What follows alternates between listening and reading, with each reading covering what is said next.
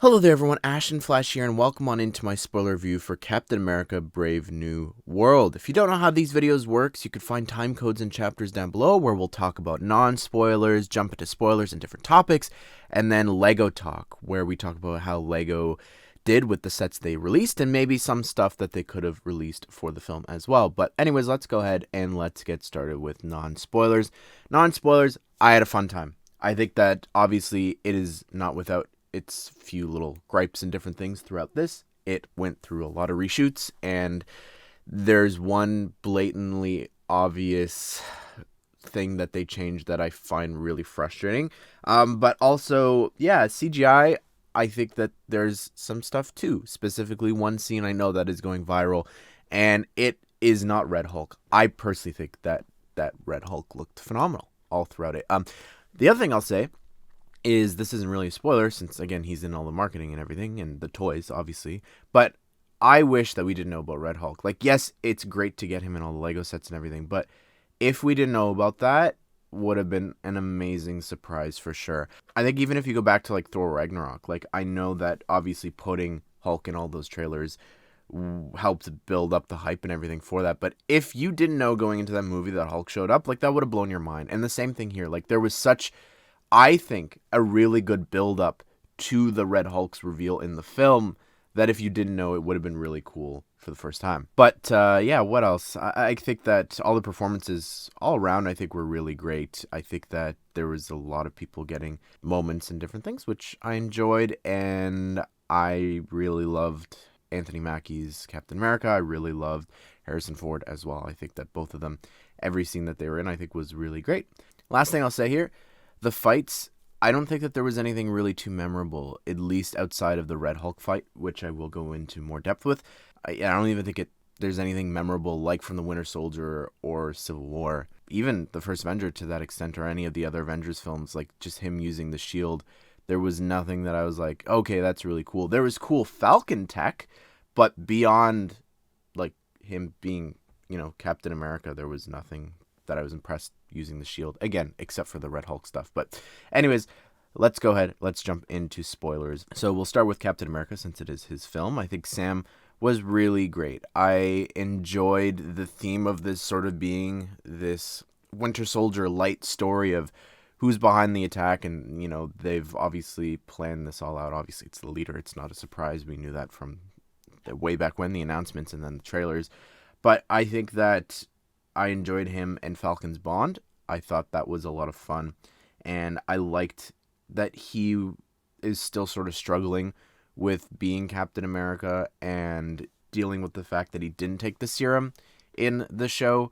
I think was also kind of interesting, and just him trying to be better, as he said at the end of the series, to lead and everything. I thought that was also just the timing of this movie's release is so interesting, obviously after the election, and I'm not going to get political or anything, but it's just really interesting timing. But I like the conflict of Ross wanting him to bring back the Avengers, but then him struggling to even, protect himself. He's getting beat up, broken ribs, everything, but then even by extension, what about Joaquin? I think was also really interesting. The other thing for Sam was that I liked that, in a way, and while it wasn't spoken about, he obviously has some PTSD or some, trauma from when he watched his friend Riley actually get shot out of the sky above him from the Winter Soldier and everything, right? So the fact that he was sort of reliving that and failing Joaquin, I think, was really interesting. Also, just to go back to the Winter Soldier, he was obviously working with vets and everything and the different support groups. The fact that he went to check, and that line at the end of the film with just checking on an old soldier, I really appreciated that, and I think that was a great connection and a reminder of where he's come from. Something that I don't think is being talked enough about is the fact that now everyone can stop saying what happened to the big Celestial from the Eternals. Glad that that's now put to rest, or at least for now. I'm sure we'll return at some point and do more with that.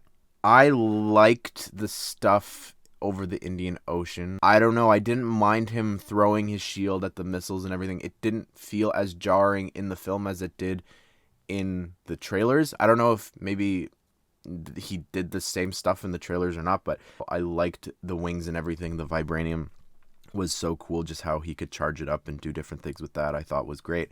Again, I mentioned it before, but the Falcon tech, Red Wing splitting off into two, just when he had Red Wing hold the shield and protect him while he was flying, that was really cool. Leveling out the plane, like, it was just really smart, I think, with some of the things that they thought about with the tech. But my absolute favorite use of that suit is in the Red Hulk fight, and that was the second that it starts, when Red Hulk punches him, his wings got fully charged instantly, and his reaction to that was so perfect. I thought that was so smart to use, like, the vibranium and just to show the Hulk's strength, even if not everyone picked up on that.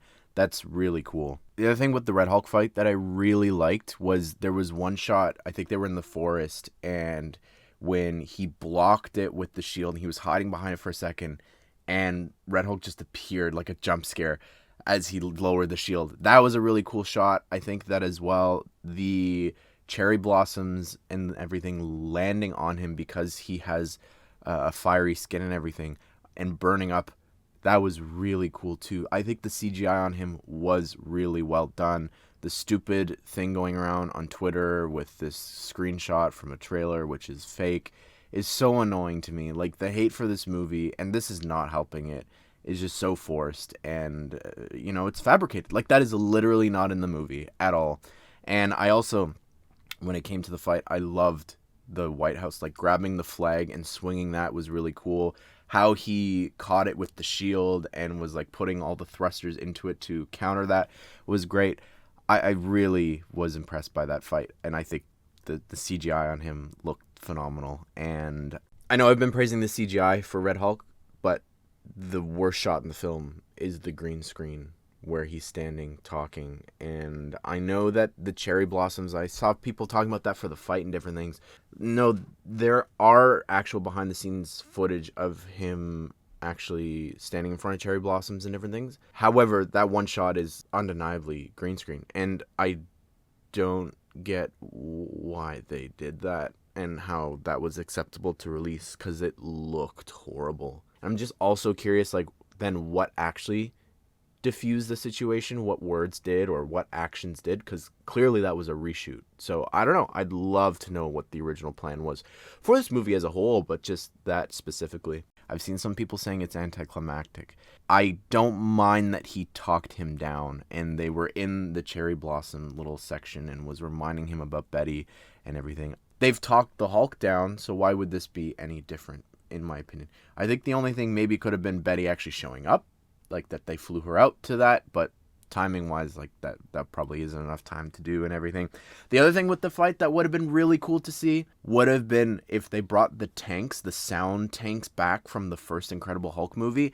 Would have been so cool to see, like, using the tech that Ross used against Bruce being used on himself. I think would have been really cool. As someone who has watched the Incredible Hulk a lot of times, especially like during the Avengers hype lead up to that and then afterwards too, like, seeing these characters back, like Stearns and Ross and even Betty, again, we're in spoilers, like, that was really special to me. The only things that would have made it better would have been to see Bruce or something, or even Abomination. I don't even remember even from She-Hulk. I think he's free now, right? But I was going to say it would have been cool to see them all on the raft. But I just really liked that this expanded upon a lot of what we saw back then. And with the leader, with Stearns, like, my favorite bits were like the Mr. Blue. Like, his name was Mr. Blue when he was chatting with Bruce over like the messages and everything. So the fact that that's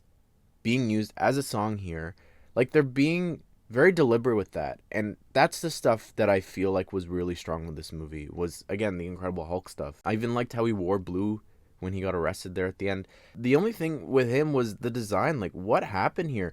We've seen official artwork, and this isn't concept art. Like, this is official artwork here for the film, showing what he was gonna look like. And also we have a Funko of him looking like that with the facial hair and everything. Like, that's such a shame, in my opinion. I guess in the reshoots decided to make him look creepy, but I just think that there's something to that original design. I think the skin color is a little too dark. It would have been nice to have a lighter green, but with the facial hair and everything. I wouldn't have even mind if you could see his brain. Like, I thought that is an interesting idea, but the rest of it, the lumpiness of it down his head and his neck, and then even his one, like, foggy eye, like, I don't know, it was just too much. And it was just, again, maybe because I was going in expecting and knowing what he was supposed to look like. I enjoyed his story, his motivations of wanting to expose Ross. I think that was very interesting, but I did not like that post-credit scene. Like, that's easily one of the worst ones I've ever seen. I don't get it. It's just pointless. It's weird. I don't know why he's talking about this. I get that he's a think tank and that he's this really, he's super smart and that he's seeing all the different potentials and outcomes for everything, but it's just so out of place. Like in the film, we talk about Sam being tasked to assemble the Avengers and bring them back together. That would have been the perfect end credit scene. Like, having maybe even Joaquin meet Ant-Man would have been cool, going to recruit Tic Tac. That would have been great. Something like that, him recruiting someone, would have been, I think, the better move for this. Harrison Ford's performance was amazing, in my opinion. I loved him as Ross. I really liked, again, I know we saw it in the trailers, but the line about, I'm not used to the new look, referring to the recasting as well, sort of meta joke, but then also the mustache. And I liked that in the photos of when he was younger, like in his office, that they added in the mustache. I think that was really funny. And they even showed that little bit of footage of him getting upset with him with the mustache. That was fun. But yeah, I think his performance was just really believable, and him, just the ties back to, like, we knew that he had a heart condition in the other films. And I don't know, I loved every single second of Harrison Ford's performance. It was touching. It was, even just him trying to be a better person for Betty, I think was really sweet. I enjoyed their phone call, and then I enjoyed their little chat in the cell. I think that was really sweet too, and he just did a great job, and I want more of him, although I don't know what more you can do at this point. But the other thing is, I liked the contrast that now he is on the inside of the cell talking to Sam. I think that was also really interesting, just a little throwback to Civil War and everything there. But Betty, I had spoiled because she went to the premiere, and there's no way that someone who was in a film back in 2008 is coming to a Marvel premiere 16 years later, unless they're in the movie. Bucky was a nice surprise and confirmation of stuff that we have heard about from Thunderbolts, of him running for Congress and different things. And I'm excited to see where that goes. And it was just a really nice surprise. I'm glad I didn't have that spoiled. And also, I'm glad that he's been in all 4 Cap movies. Lego talk. We got 3 sets, of course, from the movie. Start with the most exciting one, and that was the Captain America versus Red Hulk set. I love this one a lot. Like, I know that the price is a lot, but it's really cool. I think that instead of Ruth, I would have rather the leader. Even more so now, because it would have been really cool to get a figure's design that had this concept art design that looked nothing like it in the movie. Like, those days are sort of behind us. With Red Hulk, like, getting the big fig back is awesome, and Falcon in there and Captain America were really great too. And the jet, it's fine. It's a play set for kids. Pretend it's the Japanese one, pretend it's the American one. Whatever you want to do. Pretend it's, the drones that were firing at him on the White House. The other thing that I'll say about this set is people are buying this set. How do I know this? Well, from my personal experience, I've never seen it in store. Haven't seen a physical copy at all. But I know for a fact that on Lego.com, it has sold out as well as gone on back order. Like, people went nuts for this when this came out. But either way, people were paying that crazy price. So that just goes to show that you may not like the price of a set, and you may complain. So that just goes to show that, the online hate for things does not necessarily carry over into actual sales of tickets for movies or even Lego sets. The other set is the buildable character, which I have seen in stores, and I don't like it. I'm over these. We're not really getting any for 2025, at least that we've seen so far for the year. So hopefully that continues, because I just don't want more. They warm shelves, and it did not go on back order or sell out. And the Brickheads, really cute. I think that obviously getting Red Hulk and Cap, it's so fitting to have this. I wish that every movie had, some Brickheads. Wish they'd go back and do more Marvel Brickheads too for other films, because we're missing a lot of characters. In terms of like what else they could have done, I don't really know. Maybe the Leader's Lab, but it's not the most exciting thing.